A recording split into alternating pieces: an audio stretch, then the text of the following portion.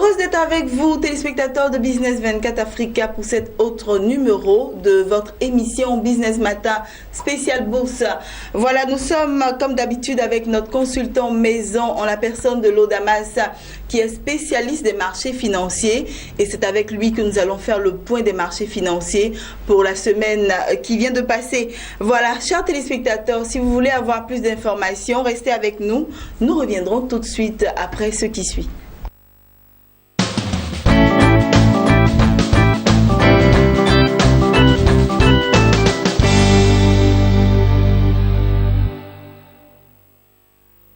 De retour sur ce plateau, Lodamas nous a rejoint. Je rappelle qu'il est spécialiste des marchés financiers et c'est avec lui que nous allons faire le point des marchés financiers concernant la Bourse régionale des valeurs mobilières, BRVM. Bonjour Lodamas. Bonjour Marie-Josée. Merci d'être sur notre plateau. Merci de m'inviter à chaque fois. Voilà, c'est un plaisir. Voilà. Merci. On commence maintenant tout de suite avec les indices principaux. Bien, au niveau des indices principaux, il faut retenir que le BRVM10 est passé de 251,53 à 254,75 points, soit une hausse hebdomadaire de 1,37%. Le BRVM Composite est passé de 281,76 à 287,13 points, soit une progression hebdomadaire de 1,91%. D'accord, on enchaîne avec les indices sectoriels. Parlant des indices sectoriels, il faut retenir que le BRVM Industrie a baissé de 1,40%, le BRVM Service Public a progressé de 1,36%, le BRVM Finance a amélioré sa performance de 5,55%, le BRVM Transport a baissé de 5,96%, le BRVM Agriculture a progressé de 1,91%, le BRVM Distribution a enregistré une chute de 1,22% et le BRVM Haute Secteur est resté stable à 348,64 points. Alors que nous disent les grandes variations, on va s'intéresser précisément à la plus forte hausse et puis à la plus forte baisse. D'accord, donc la plus forte hausse a été notée sur le titre BOA Bénin qui a progressé de 24,57% pour clôturer à 211 775 francs CFA. Le titre SAFCA Côte d'Ivoire a évolué de 24,20% en achevant sa course à 24 840 francs CFA et le titre BOA Niger a évolué de 14,13% en affichant une cotation de 105 000 francs CFA. Parlons donc maintenant des plus fortes baisses. Le titre Sicor Côte d'Ivoire a chuté de 18,92% en brandissant une cotation de 6 000 francs CFA. La valeur Citab Côte d'Ivoire a trébuché de 8,82% avec une cotation de 124 000 francs CFA. Et le titre Servais Abidjan Côte d'Ivoire qui a terminé à 4 325 francs CFA, soit une baisse hebdomadaire de 7,98%. D'accord, on attaque à présent les valeurs à surveiller cette semaine. Bien, donc en termes de valeurs à surveiller, on va mentionner deux valeurs aujourd'hui. La première valeur, c'est le titre SICAB Côte d'Ivoire. En termes de performance hebdomadaire, la valeur SICAB Côte d'Ivoire a terminé en affichant une cotation de 78 000 francs CFA. Et donc, on constate que le titre n'a pas véritablement varié au cours de la semaine écoulée. Mais lorsque vous prenez pour repère la fin de l'année 2016, vous vous rendez compte que ce titre enregistre actuellement une chute de 10,86%. Alors, l'information majeure qu'on peut évoquer concernant le titre l'entreprise SICAB Côte d'Ivoire, c'est que cette société va organiser son assemblée générale ordinaire et extraordinaire ce 14 mars 2017 à Abidjan. Donc nous rentrons maintenant dans la phase d'organisation des assemblées générales, ce qui est une période très stratégique. Alors, au niveau de SICAB Côte d'Ivoire, il y a des informations très pertinentes. Les états financiers 2016 de cette entreprise ont été rendus publics. Et quand on les analyse, on constate que le chiffre d'affaires à fin en fin d'exercice 2016, ce chiffre d'affaires a baissé. On remarque également que le résultat net est passé de 701,1 millions en 2015 à 597,6 millions de francs CFA en 2016. Quand vous faites le rapport, vous constatez que le résultat net est en baisse de 14,76%. D'accord. Vous voyez, donc on a une baisse à ce niveau-là. Et aussi au niveau du dividende net qui sera servi aux actionnaires, les dirigeants de l'entreprise SICAP Côte d'Ivoire prévoient distribuer un montant de 2000 francs CFA par action. Alors qu'au titre de l'exercice 2015, c'était plutôt un montant de 1200 francs CFA par action. Donc on est passé de 1200 francs CFA à 2000 francs CFA, ce qui représente une évolution, une croissance de 66,7% au niveau du résultat net, enfin au niveau du dividende net par action. Donc pendant que le bénéfice net a baissé, on constate qu'en termes de rémunération des actionnaires, les dirigeants de l'entreprise SICAP prévoient monter la barre en passant de 1200 à 2000 francs CFA par action. D'accord? Alors, une autre information aussi très importante, relativement donc à cette Assemblée générale, c'est que les dirigeants de l'entreprise SICAP prévoient fractionner l'action SICAP. D'accord. OK? Donc, et à ce niveau-là, c'est le rapport 1 pour 40 qui sera appliqué. D'accord, monsieur Lo, un petit rappel. Fractionnement. Le fractionnement, c'est quoi? C'est une opération qui consiste à diviser la valeur d'une action par, ça peut être par 40, ça peut être par 50, ça peut être par 20. Okay, donc on applique un rapport. Donc dans le cas d'espèce, en ce qui concerne la société SICAP Côte d'Ivoire, ce sera le rapport 1 pour 40. Ça veut dire quoi concrètement? Ça veut dire que le nombre d'actions qui composent le capital de l'entreprise SICAP, ce nombre-là sera multiplié par 40. D'accord. OK? Donc, on va passer désormais, enfin, après l'Assemblée générale, on va passer de 148 000 actions à 5 920 000 actions dorénavant. D'accord. OK? Et la valeur nominale de l'action sera divisée par 40. Actuellement, la valeur nominale de l'action SICAP Côte d'Ivoire vaut 5 000 francs CFA. Donc, après le fractionnement, cette valeur nominale sera divisée par 40. Donc, elle va désormais valoir 125 francs CFA. Je vais plus loin en parlant même de la valeur boursière du titre SICAP Côte d'Ivoire. Donc, cette valeur boursière sera divisée par 40. Donc, toutes choses étant égales par ailleurs, actuellement, le titre vaut 78 000 francs CFA. Donc, si on va considérer qu'on va se mettre dans un scénario où on va conserver, par exemple, la valeur de 78 000. Donc, si au moment du fractionnement du titre, la valeur SICAP Côte d'Ivoire vaut toujours 78 000, on va se retrouver après le fractionnement à une valeur de 78 000 divisé par 40, ce qui fait donc 1950 francs CFA. D'accord. Donc après, oui, allez-y. Et comme ça, le titre devient accessible. Exactement. Accessible. Le titre devient moins cher, le titre devient plus accessible, le titre devient donc plus attractif pour les actionnaires. D'accord. Voilà. Et pour terminer avec le titre SICAP, la date du fractionnement n'a pas été précisée dans la convocation de l'Assemblée générale, mais les dirigeants de SICAP Côte d'Ivoire donc prévoient mener cette opération de fractionnement des titres au cours de l'année 2017. D'accord. Mais je rappelle, j'insiste même pour dire que la date de fractionnement n'a pas encore été fixée. C'est d'accord, c'est bien compris. On continue, monsieur Lo. Autre valeur à surveiller de très près, le titre BOA Bénin. Nous rappelons rapidement la performance hebdomadaire. La valeur boursière donc de cette banque commerciale béninoise est passée de 170 000 à 211 775 francs CFA, soit une hausse hebdomadaire de 24,57%.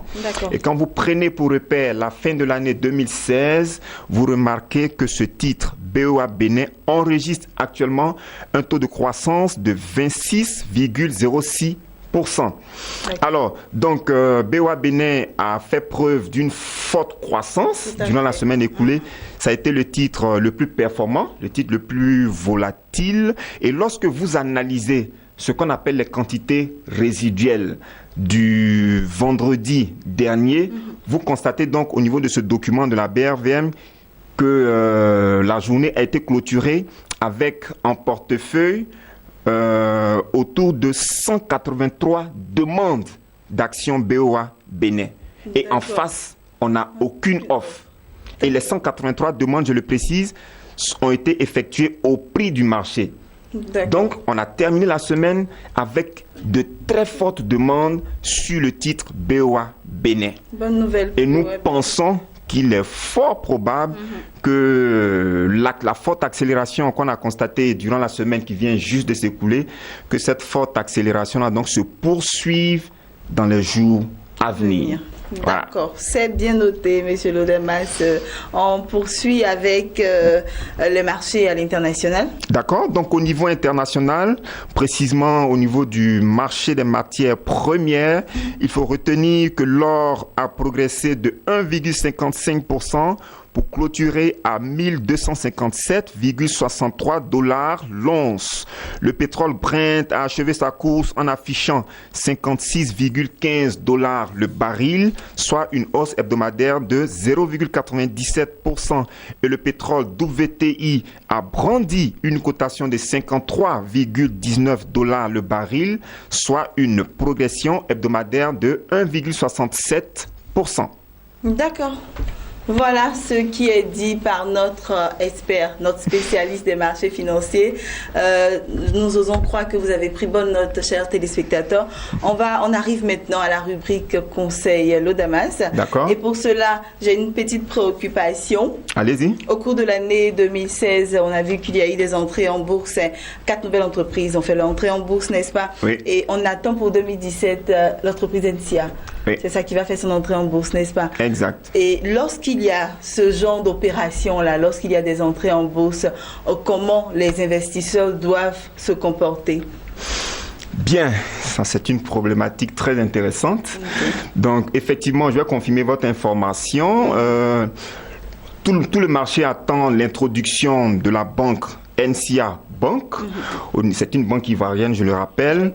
Et donc, l'État de Côte d'Ivoire, qui détient actuellement 10% du capital de cette banque-là, veut céder ses parts à des structures privées et à des structures publiques. D'accord? Et le canal qui a été choisi par le gouvernement ivoirien est le marché des actions de la bourse.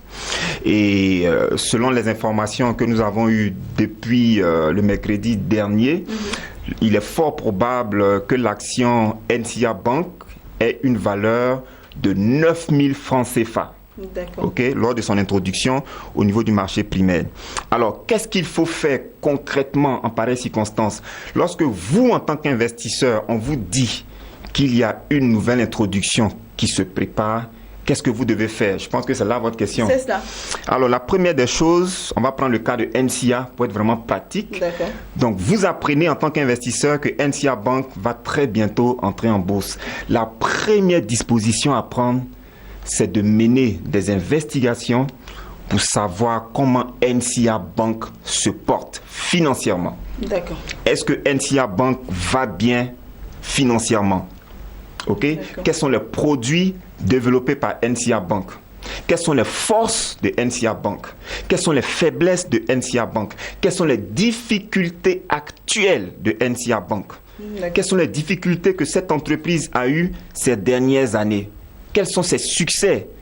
Ok? Donc, il faut se renseigner au maximum sur la situation financière et les potentialités commerciales actuelles de NCA Bank.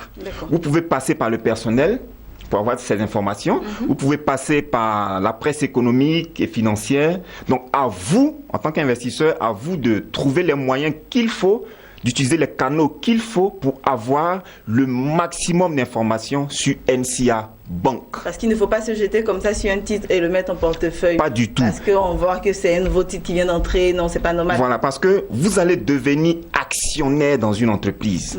Ok, vous allez injecter des fonds dans l'entreprise NCA Bank. Vous allez investir dans cette banque. Si vous ne savez pas comment la banque se porte, il n'est vraiment pas sage d'investir dans une entreprise que vous ne maîtrisez pas. Donc, la première des choses, c'est de vous renseigner sur NCA Bank. D'accord. OK? Première étape. Deuxième étape, il faut vous informer sur l'environnement bancaire ivoirien. Je le rappelle, NCA Bank est une banque ivoirienne. Comment l'environnement bancaire ivoirien se porte? Là, je m'adresse beaucoup plus aux investisseurs qui ne sont pas forcément issus de la Côte d'Ivoire. Okay? Donc, cherchez déjà à savoir quelle est la position de NCA Bank au niveau du marché bancaire ivoirien. Quelle est la part de marché détenue par NCA Bank actuellement au niveau du marché bancaire ivoirien? Qu'est-ce qui constitue l'actualité de l'environnement bancaire ivoirien? Quelles sont les perspectives de l'environnement bancaire ivoirien? Vous devez avoir toutes ces informations-là. Ensuite, la troisième étape, parce que lorsqu'une entreprise est cotée nouvellement en bourse, cette entreprise est censée produire ce qu'on appelle la note d'information. C'est un document qui rassemble beaucoup d'informations et c'est en s'appuyant sur ces informations-là que les investisseurs donc injectent de l'argent, prennent des actions au niveau de l'entreprise qui fait son introduction en bourse. Donc, on appelle ce document-là la note d'information. C'est un document officiel. Et avant de vous fier aux informations brandies au niveau de la note d'information, il est intéressant pour vous, en tant qu'investisseur, d'avoir vous-même vos informations et de les comparer à ce qui sera dit officiellement. Parce que le document qu'on appelle la note d'information a un caractère entre griffes qui est publicitaire. L'entreprise est présentée sous ses plus beaux habits. Donc les problèmes, les difficultés, les faiblesses de NCA Bank ne seront pas forcément mises en exergue au niveau de cette note d'information. Donc vous devez avoir vos informations propres à vous, à travers vos investigations, et les confronter à celles qui sont affichées au niveau de la note d'information. C'est très important. Ne vous appuyez pas seulement sur les informations affichées au niveau de la note d'information pour pouvoir investir. Il faut faire des comparaisons. La note d'information, c'est pratiquement un habillage. C'est un document qui est élaboré pour séduire, pour capter les investisseurs, pour rassurer les investisseurs, pour que les investisseurs sachent que NCA Bank est une opportunité d'investissement. Donc, les faiblesses ne sont pas forcément relatées dans la note d'information. C'est normal, lorsqu'on veut vendre, on a dit. Exactement. Vous comprenez? Donc, c'est une démarche totalement commerciale. C'est une démarche pour capter les investisseurs. Donc, ces informations, à notre sens, ne suffisent pas pour un investisseur qui est perspicace. D'accord. Dernière chose, si vous êtes maintenant, après toutes ces étapes-là, si vous êtes toujours intéressé par cette opportunité d'investissement, vous devez maintenant prendre des dispositions pour alimenter votre compte titre dès maintenant. Il ne faut pas attendre le dernier jour. Il ne faut pas attendre le dernier jour pour approvisionner votre compte titre afin de pouvoir prendre part à cette opération. C'est dès maintenant que vous devez commencer à alimenter votre compte titre en attendant le démarrage officiel de cette offre publique de vente. D'accord. OK? Et je termine même avec un élément qui me vient à l'esprit. C'est quoi? C'est que pendant que vous alimentez votre compte titre, il faut garder la proximité avec votre gestionnaire de portefeuille. D'accord. Afin qu'il puisse vous donner les informations officielles, mais surtout vous dire quelles sont les dispositions pratiques que vous devez prendre pour pouvoir bénéficier tout de même de certains titres. Parce que si l'opération est rendue officielle, si cette opération se présente comme une réelle opportunité d'investissement, la demande risque d'être très forte. On risque aussi d'assister pratiquement à une clôture anticipée de l'opération. Et vous risquez de ne même pas avoir d'action malgré le fait que votre compte soit vraiment fourni financièrement.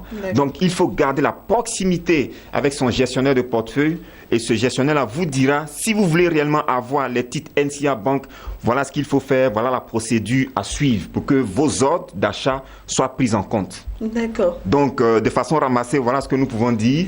C'est bien lorsqu'un investisseur apprend qu'il y a une nouvelle introduction, voici un peu les dispositions basiques, vraiment basiques qu'il faut prendre pour pouvoir prendre part effectivement à cette offre publique de vente. Merci, Monsieur Lodamas. Merci pour toutes ces informations. Merci. Voilà, chers téléspectateurs, un petit récapitulatif, je le dis sous votre contrôle, voilà, sous le contrôle du spécialiste. Si vous apprenez une telle information, il faut faire l'enquête, voilà, mener une enquête sur l'entreprise qui entre en bourse. Exact. Voilà, essayer d'alimenter son compte titre et d'être plus proche de son gestionnaire de portefeuille. Exact. C'est bien cela. Parfaitement. Voilà, ok, donc j'ai réussi mon examen. Chers téléspectateurs, merci de nous avoir suivis. Monsieur Lodamas, merci d'être passé sur notre plateau. Je vous dis à très bientôt pour une autre émission. Merci voilà, beaucoup. chers téléspectateurs, à très bientôt pour une autre émission.